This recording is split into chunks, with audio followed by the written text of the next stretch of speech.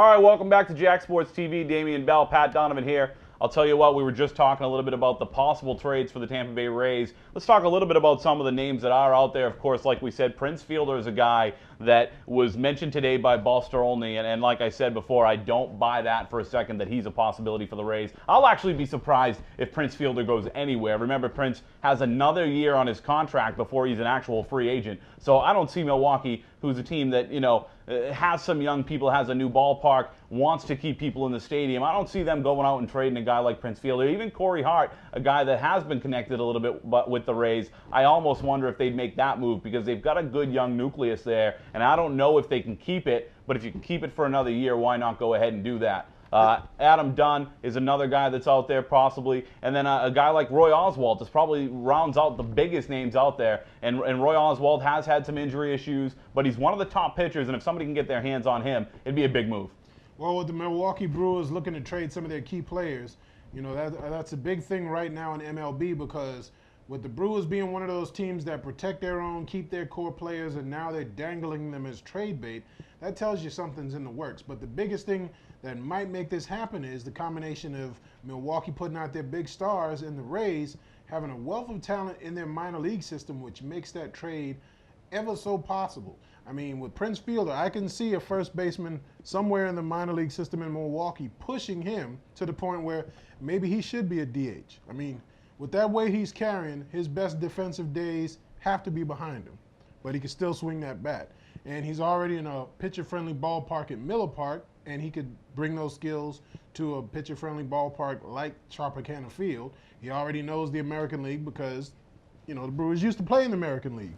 With Corey Hart, you get a little more defense, maybe some more hitting, another useful player or utility player with that Tampa Bay system. I don't know that you could trade for him and you could plug him in the lineup right away, but there's a lot of different positions that he could come in and help out right away. To me, the biggest move the Devil Rays have to get, the Devil Rays. Woo-hoo-hoo. Oh, the biggest move man. the Rays have to make. Where's the jar at? Where's the jar? What jar? The jar, man. You got to put $1 in the jar when you call them. They ain't letting you in that ballpark again, Damian. Oh, that's okay. Until the Rays can make a big trade for a frontline player, they'll always be the Devil Rays.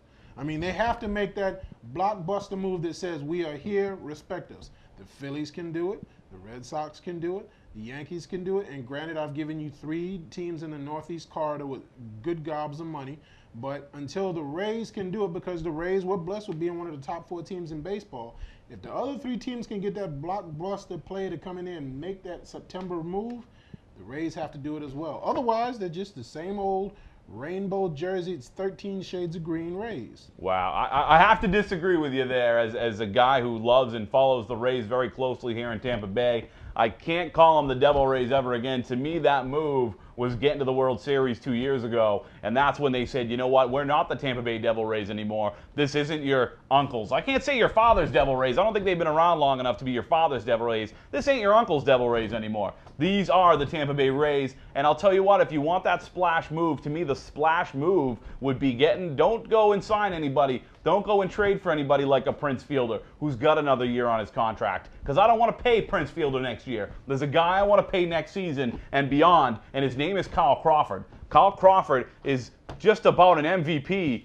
and we've got some donkeys on the set. We do apologize for the donkey crossing across the screen here, but sometimes things happen, and we're not going to flip out. We won't have any Bill Riley moments here, but we do apologize for that quick little slip up. But I don't want to pay Prince Fielder. I don't want to pay a big name free agent longer than this year, because the guy that I want to pay, his name is Kyle Crawford. And all of a sudden, if you noticed at the All-Star game, it started leaking out that Kyle Crawford is talking to some people and maybe saying, you know what? I'm not eager to get out of Tampa Bay. Maybe Kyle Crawford would stay here and give us the hometown discount. He's not staying here for dirt cheap, but maybe there's a way to work him in if we let some other pieces go that are spending up some money. A guy like Carlos Pena, a guy I love, but you know what? If it means keeping Kyle Crawford here, a guy who's a bona fide MVP candidate this season, then I think you got to do it. You know that never would have happened if we were talking to Mets, right? But anyway, with the Rays, yes, it's a perception thing with me. Yes, they're strong on defense. Yes, they got good minor league backup. Yes, they got a manager that tends to call it right more often than not. But perception-wise, there's still a little team that's in over their heads. That World Series appearance has to be something more consistent and not just an accident. Or the stars lined up perfectly where the Yanks came up short and so did the Red Sox. It has to be something to where the rest of the teams in the American League have to see where there's teams for real and they're going to do what they have to do to improve.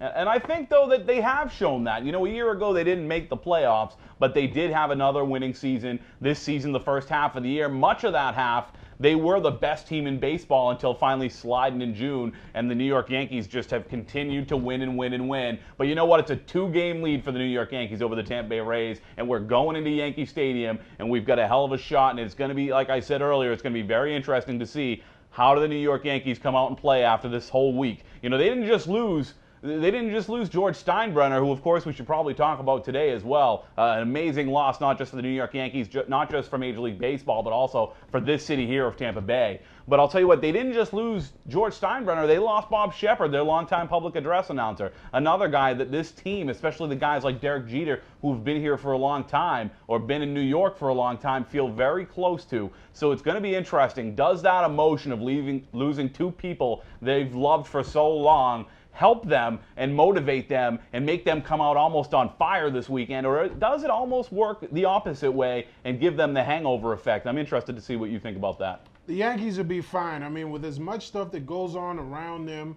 they just hit the field and it's like business as usual. When all the talk last year was about their brand new palace of a ballpark, the way the Yankees played, you would have thought they were just playing in the backyard with grass this high. You know, they just went straight forward. Never did you hear a player really talk about the stadium after the second week of the season. They went straight ahead. Now, losing Bob Shepard and George Steinbrenner, 2 guys that have put in 30 or 40 years easily at the old stadium, the new stadium, the stadium when it was getting rebuilt the second and third time. They've been there, and that's tradition you can't beat in any franchise. We only hope that the Rays will have a couple of people that'll be here that long where we can do a tribute to Steinberg and company and whoever's doing PA for the Rays. Yeah, they flip public address announcers like nobody else, but maybe we can do that for one Dwayne Stats, you know, because Dwayne has been with the Rays since their inception. As good of a play-by-play guy as you can find in Major League Baseball. Well, look, the second half is on the way, so here's your list of things to do from Jack Sports TV. 1, go see the Rays. 2, cheer for the Rays when you're there. And 3, go from the Rays game of the Trop to Vegas Showgirls and show off that ticket and have some fun with the ladies there. Jack Sports TV is coming right back with more sports. And number 4, get over to cltampa.com/sports and check out my new daily podcast, Deep Fried Sports, every day on cltampa.com/sports. Nothing from nothing leaves nothing.